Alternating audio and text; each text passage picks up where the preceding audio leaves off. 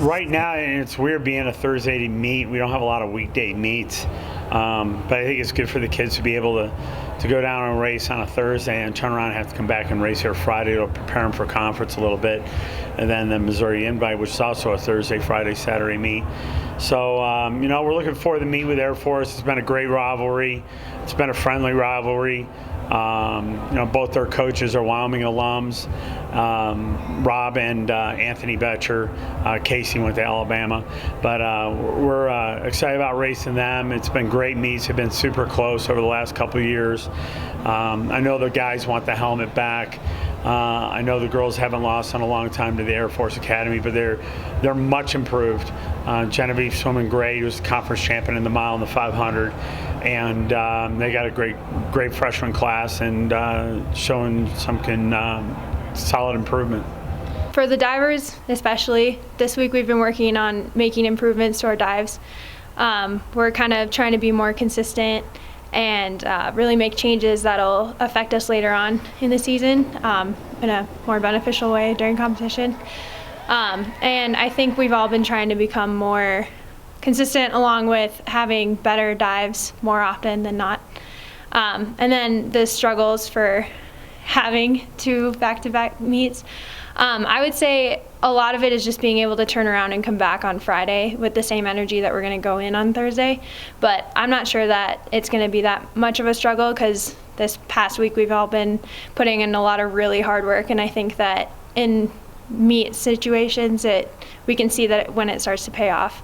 So I think turning around won't really be that hard, but it's going to be something that we're going to have to be aware about. Yeah, we have a traveling trophy. It's a helmet. The helmet is a Wyoming, designed as a Wyoming football helmet, and then the other half of the helmet's designed as an Air Force football helmet.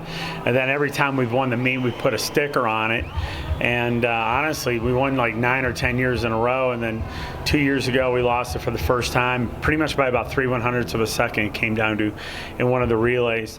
And then last year it wasn't as close, but this year our diving's so much better, and having Ryan healthy and having Scotia, hopefully Scotia's healthy. He's been under the weather this week early, so hopefully we can be able to dominate him on the boards. And after that, it'll be a close meet. I think the distance races are probably contestable.